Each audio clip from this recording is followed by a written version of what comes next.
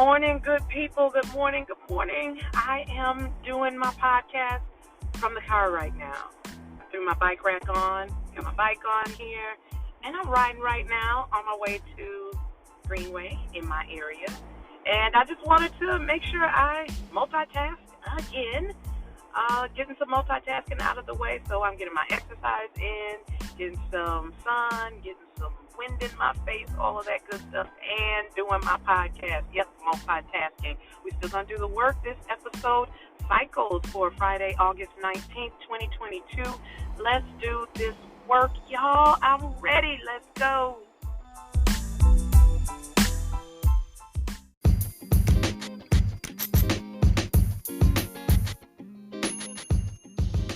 All right, I'm back. So, I'm just going to walk a little bit, just kind of get warmed up before I go ride. But I wanted to talk about a couple things. I just wanted to talk about some things about cycles, right? Cycles happen. They're going to happen because that's life, I guess cycles of life. So recently, a friend of mine lost her father. And I don't think this is the first person that lost a loved one since I lost my son. It's definitely not. But this is one that was close to home, kind of hit close to home. And it feels a little different. So I just kind of wanted to talk about that. So this friend, when her loved one transitioned, it did make me think. It made me think about the things that probably had been on my mind, but it was just so far to the back of my mind that I just didn't give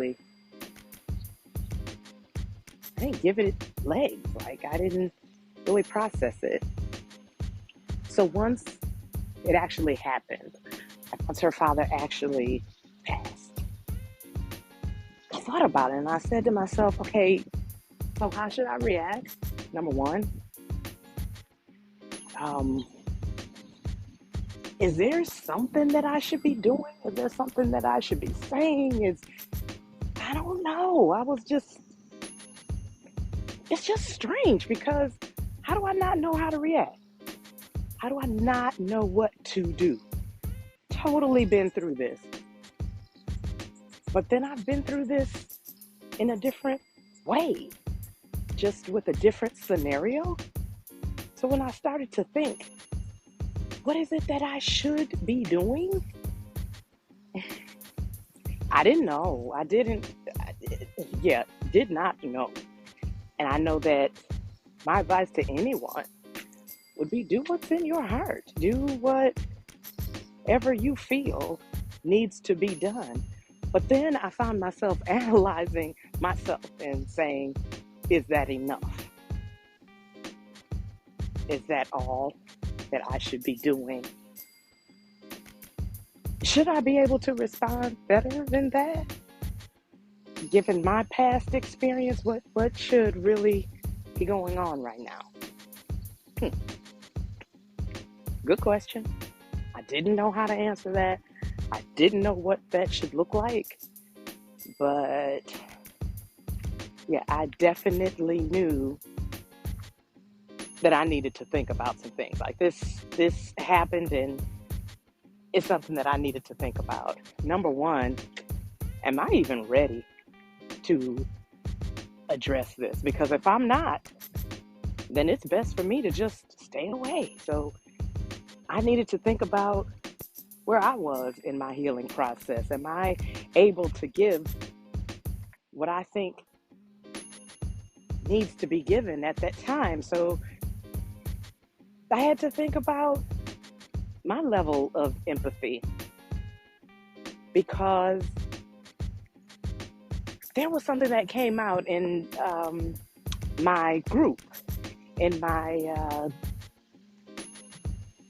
grieving group. I have a group that I meet up with, and we share. So my grieving circle.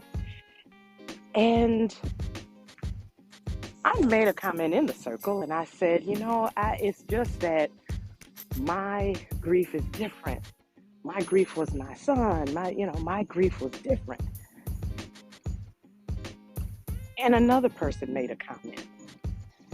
And that other person said, oh, well, I don't want to be that person that doesn't feel like someone else's grief is important.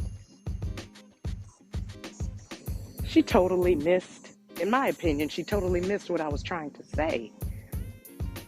The support group is there so that people can be supported and be supported in a way that's understood. And I don't think she understood. And I don't think she understood because clearly someone has been either saying or implying that because she had a very young child, and all of these individuals in the support group, they're all people who lost their children. Different ranges, as far as age.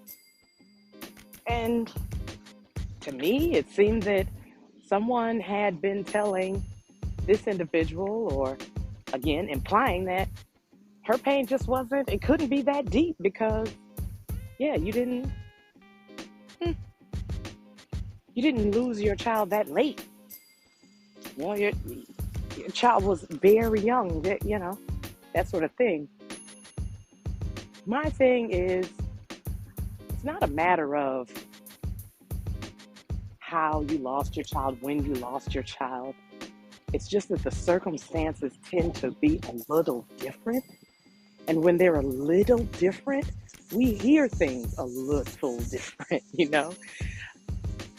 I recognize that I had to literally,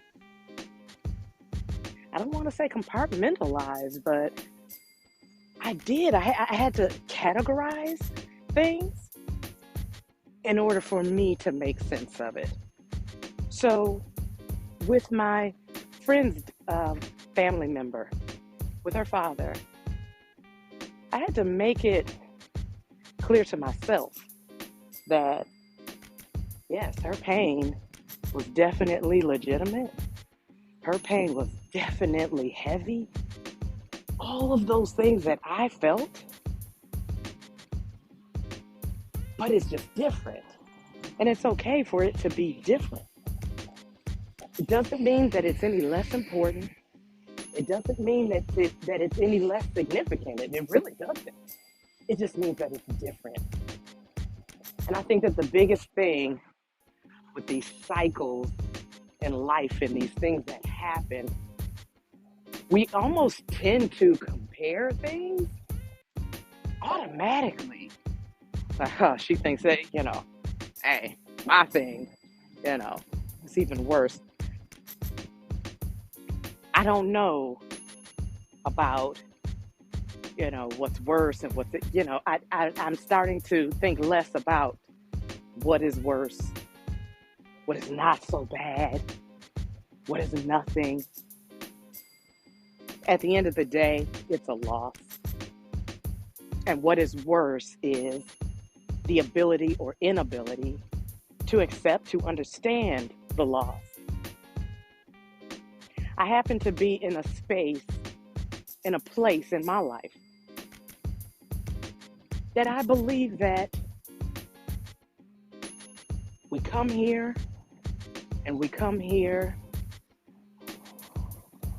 because of a higher power, a power beyond us, a power beyond something we can see or probably even understand fully. And I believe that we leave here through a higher, a greater power, something that we can't see, and something that we possibly can't understand. And that's okay. And I happen to believe that whether my son left this earth in a way that I was comfortable with or not, that my son's time here on earth had already been fulfilled. I cry and I'm emotional because I miss him so much, and all of those milestones that I look forward to experiencing and seeing are not going to be experienced. They're just not. So that part about it, truly, truly miss. Truly, truly miss. But I think the fact that I did experience that love and I did learn a great deal from him and that I'm still learning and that he still remains, of course. And I think that in this place and space and when there's an understanding that the journey belongs to the individual, that's definitely true. That's 100% true for me. The journey belongs to the individual. And it will begin and it will end when that higher power or that greater force or universe, whatever, has brought them back or has taken them home. There's literally nothing I can or anyone else can do about it. Nothing. And I think the greatest gift, and I think the most important gift in life is the ability to process and deal with the things that we go through in life, those life cycles, being able to learn from them and becoming greater because of them. That is what will allow us to grow. That is what gives us the tools to survive.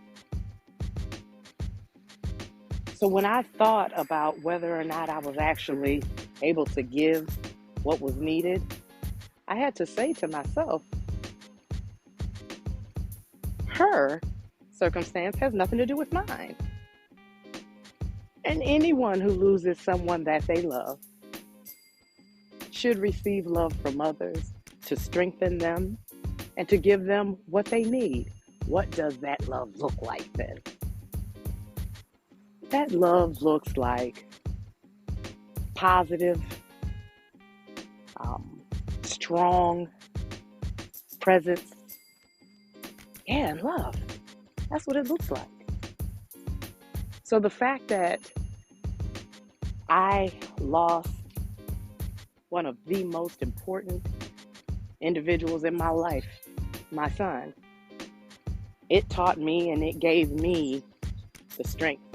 It taught me and it gave me the outlook that I have today that allows me to support others, that allows me to put my arms around others, that allows me to smile, that allows me to keep going and come enjoy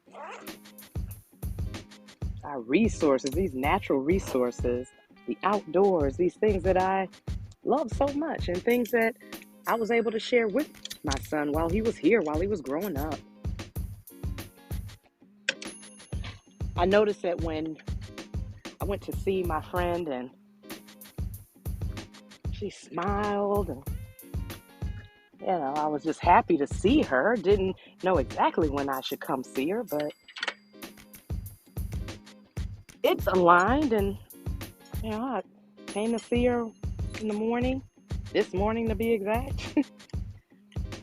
And me being able to give her the smile that I was able to give her, being able to give her some energy, some positive energy, that's all I needed to give. That's all I needed to give. And the fact that I can give it, even though I lost, like I said, one of the most important individuals in my life, that I'm still able to keep going, that's the encouragement that I'm able to give. I learned that. I learned that I can keep going. I learned that I can survive. I learned that there's still things for me to do here on this earth. Anyone that has lost a loved one, I hope that your goal can be to continue to shine, to shed light, and to give your love and light to others when you're able. When you're able. Because those that lose their children, those that lose a person that is almost unimaginable to lose,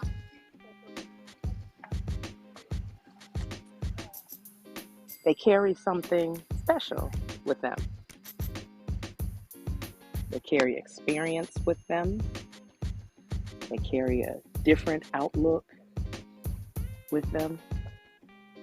And they carry a depth of caring and empathy that most will never imagine. Is it a gift to lose your child? I wouldn't call it a gift. But I would certainly say that it is such a testament that it is probably greater than any testament that a person could experience in life. Probably. For me, it is. And I'm just saying that's me. That is just me. But if I'm going to do anything with that testament, I'm going to give that love and that energy and that support to someone else when they need it. And it doesn't matter why they need it. At the end of the day, it doesn't even matter why. If I got it to give, I'm going to give it. And I'm going to give it because I have it to give. Any amount of, any type of abundance should be happy to give, should be happy to share. And my experience with my son and that cycle that I experienced and his transition or ascension, as his sister likes to call it, and I really like that word, I really like that term myself, his ascension. Being able to still give love, give smile, give light is what I'm tasked to do from here on out. From here on out. Be the beacon of light. Be the best version of love that I can be. And I hope that if you ever lose a family member, if you ever lose a child, if that ever happens to happen to you, I don't wish it on anyone, but it is a cycle in life. It is. It's not what happens to everyone, but it is a cycle. It is death. It is, transition. That ever happens to you and it's someone as significant as your own child, be the beacon of light. Those stages are going to be heavy. They really and truly are. And they're going to seem unbearable at times. But after you've given yourself the time and after you've allowed yourself to heal and after you've looked in the mirror and said, I want more, I want to feel and I want to experience. Once you come through that gate, once you cross that bridge, you're ready. You're ready to help others cross over that bridge. And that in itself is a gift that most don't have. So if you have it, give it. Give it to others that need it.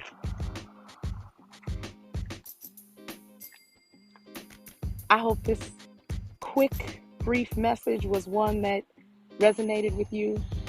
And I hope it was one that allowed you to feel some sense of comfort, some sense of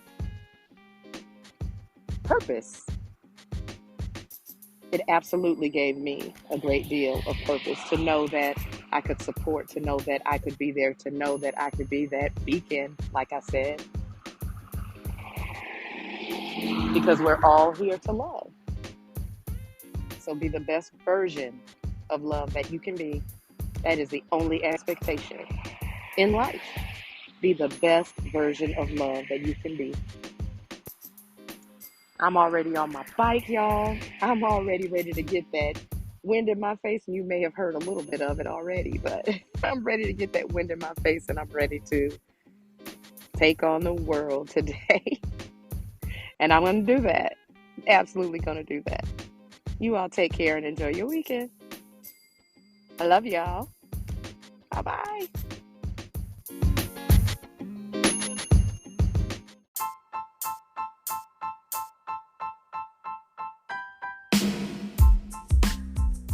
Hey, good people. I am back for the recap. As usual, after the episode, I always like to come back and do a recap just so you know what the episode was about, just so we can make sure we're on the same page at the end of the podcast. So this particular episode, Cycles, it was just about life cycles, and the example that I had was about a good friend that I have who lost her father recently, and it's a painful situation. Any loss is a painful situation, and it made me think about the cycles that I have been through, and everyone goes through cycles. Everyone has their own ups and downs, and these cycles should help us to learn different things and help us to give different things to people. That's why I truly believe we go through the cycles that we go through, so that we can learn, so that we can help each others to learn. So I started off pretty much talking about and opening up that space as far as acknowledging whether or not you're actually ready to support. Depending on what you've gone through, depending on what you are actually going through, if you're ready to support, because you may be still hurt. I'm still hurt. Yes, but that's different from whether or not I'm able to support, because when you still hurt, sometimes you're unable. So that has to be something to consider when a loved one, when a friend is suffering. Are you able to support?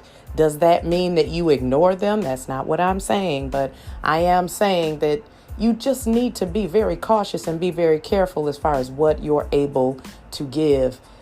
You need to give from a place of strength and a place of love. And there are some times where I'm even tapped out of that. So I'm not speaking for you, but I have felt at times I'm just tapped out. And right now, I just can't. And it's important to acknowledge that, because the way you show up is the way people receive you. So it's important to know where you are. Also, the next point that I touched on was just that grief it's not ranked. There's no ranking in it. It's still a loss, but the losses are a little different. You hear some people use the expression apples and oranges. You're comparing apples and oranges. Okay, still fruit though. Still fruit, right? The fact that I lost my son, the fact that Steph lost her father, it's still loss, but it's different. It doesn't mean that she should hurt less. It doesn't mean that I should hurt more, or vice versa. It means that it's very, very different. It means that the healing is very, very different. That's something that I think is really important to really look at, because I discussed someone in my support group who just kind of felt like, I won't go into all that. Anyway, it wasn't really received the way I explained it, probably because of where I was at the time. It has more to do with me than it does that other person as far as what comes out of my mouth, right? So also making that grieving period, like for Steph, this grieving period for her, this is about her. It's not about me. So to come over and say, yeah, I remember when, yeah, BJ, yeah. Okay, that is not what you want to do. You want to make it about that other person. Even though you just experienced it, follow their lead. Let them show you what they want. Allow them the opportunity to go ahead and, make it about them. I don't know if I really touched on that point as heavily as I would have liked to, but that's important as well. And graduating through your cycles to bring others through. You got to keep growing so that you can bring others through. Dr. Darius Daniels. Yeah, I listen to his podcast often. And one of those that was most important to me was one that I didn't know we were going this way. I watched that constantly after BJ passed. And that particular one, just, it had so many strong messages in it, but he kept saying, I need you to keep walking. It's that sort of thing. Keep walking. And you walking for yourself, and you keep walking for the others around you, because they're going to need you. They need your expertise. The last point is to give your love and your light. That's what it's all about, being able to give your love and your light. We go through these cycles so that we can help others to come through when they experience it or something like it. That's why. That's the whole purpose of it, to give your love and light, right?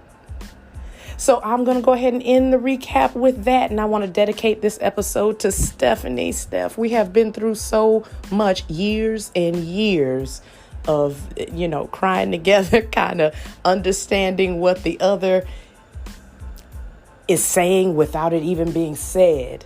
That Mother's Day episode that I did when, came through and nothing needed to be said.